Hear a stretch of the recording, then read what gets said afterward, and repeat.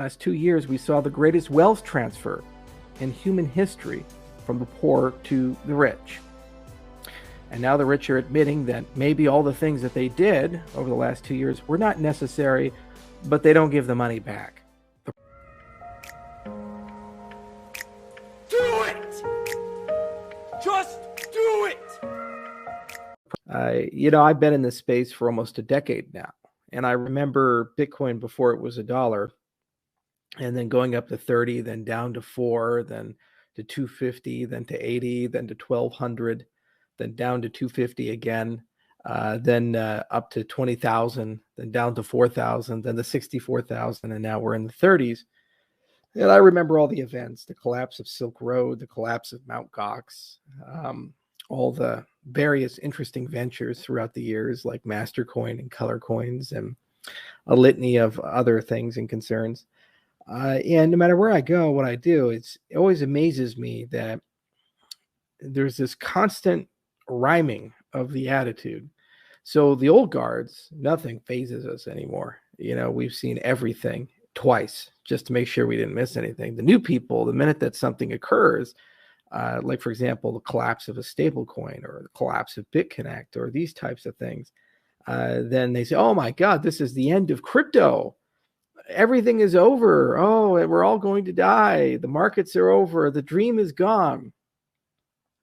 What's happening right now is there's over $300 trillion of institutional money floating around the world looking for a home. The last 20 years in particular, there's been a hyper acceleration in the printing of money. This is what Ron Paul was talking about, all the Austrians were talking about, and nobody really listened to them.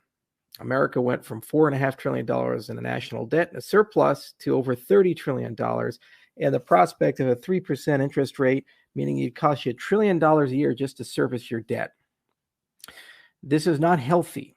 The world economy is not healthy. And there's now the biggest division ever between the retail investor and the institutional investor. The institutional investor, they have basically a mandate to go and push somehow, some way with their trillions of dollars under management, 10, 15% returns. Now, 10, 15% returns on top of inflation of 20%. They're doing all kinds of monkey business and shenanigans. Why is it your homes are getting so expensive? Well, because the BlackRocks of the world and the massive private funds of the world are going and buying regular, everyday 3-bedroom, 2-bath homes through big aggregators. And you wake up and you see a $250,000 home become $500,000, $750,000. Can you afford it? No, because wages don't track with that. It's a good investment for them. It's a good hedge at the moment for inflation, but it's not permanent. Last 2 years, we saw the greatest wealth transfer in human history from the poor to the rich. And now the rich are admitting that maybe all the things that they did over the last 2 years were not necessary, but they don't give the money back, the property back. You see the Great Reset, Davos. This year I was going to go out of disgust. I'm just not going to do it anymore. Because what are they doing? They're saying you'll own nothing and be happy. All the farmland is going to be owned by the rich people and the big companies, multinational companies, international funds.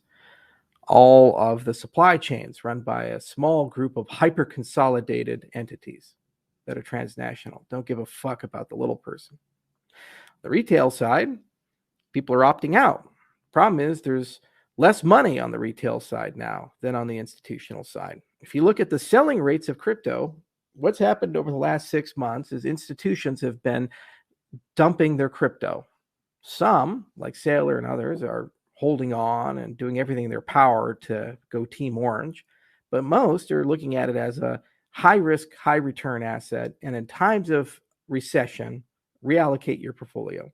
This was always the danger of inviting the Wall Street types in, is that they would just simply treat crypto like any other asset and label it as an exotic high-risk one. And when the markets go in not the direction they want, they dump it. The retail people are holding because they are opting out of a global system that's unfair, a global system that's frankly rigged. I've seen it myself. I've been in the meetings. I've talked to the people everywhere I go. They don't give a fuck about sustainability. They don't care at all in any way, shape, or form about whether you live well.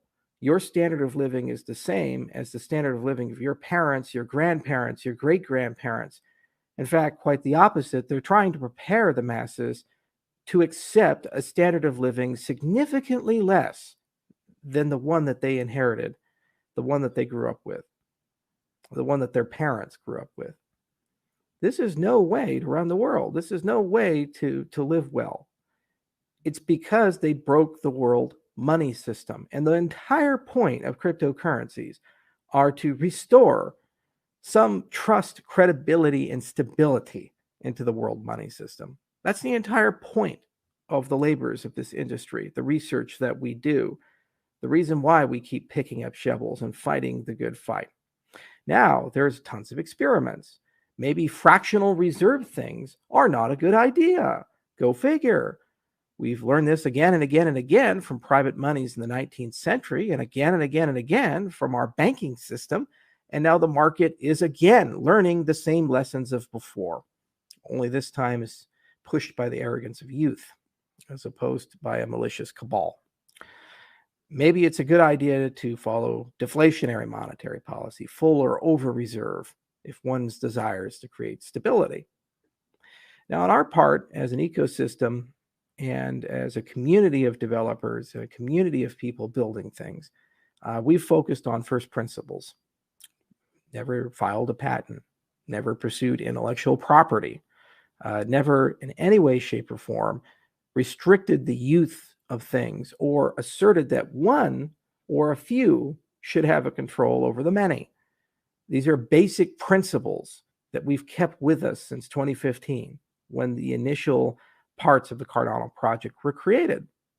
And every single day, what's so frustrating to me is we get stronger, yet the markets, because of institutional manipulation, amongst other factors, grow weaker. Today, right now, May 10th, 2022, there are more people using Cardano than ever before. There are more transactions on Cardano than ever before, more smart contracts on Cardano than ever before, more NFTs on Cardano than ever before, more dApps under construction than ever before. Next month, the Vossel hard fork is on schedule, which will bring the greatest performance improvement ever in the history of Cardano, alongside numerous new features for dApp development. This is just one of many events that are going to occur over the next 12 months.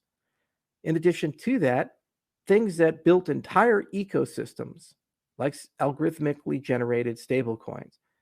We have JED coming. It's already on testnet. Much better design, I'd argue, than most. And it's a testimony to the hybridization of formal methods, peer review, and good engineering practices and principles. Again, basic principles. If you're building something for everyone and you're building something to last, build it well, even if it takes a little bit more money and a little bit more time.